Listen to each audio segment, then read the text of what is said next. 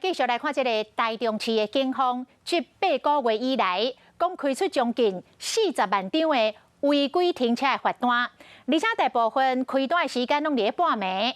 议员是痛骂警察，根本就是咧欺负老百姓。警察局长蔡崇别讲，接到检举，依法就是爱开单。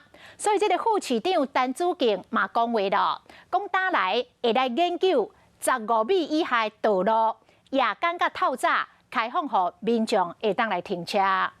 23点啦，12分啦，警察唔困，唔去抓歹人，去欺负这善良的老百姓。民进党台中市议员陈光进伫议会质询，伊讲晚间半暝透早无用开单抓违规车辆，引起民众怨叹。敢若规工6点半，我困起来要上班，我的车伫阮兜的门口，6点半来甲我开2张单，吃饱啊用了。台中市今年到8月底，总共开卖40万张罚单，议员讲连半暝拢要抓，认为真无人情味。我开会讲过一遍啦，暗时啊，10点以后过，甲早时啊6点进行，原则上拢用看到的，毋是这8些检举的。你唔好定定讲检举啦。台中市副市长陈子敬讲，会有检举达人，看警方敢有到场处理，所以晚间半暝接到报案来开单嘛是依法执勤。检举达人啊，吼，伊徛伫遐等你警察来开单，你若警察唔来时，伊要甲你检举你渎职。不过半暝警方感觉抓交通违规民众看法无同。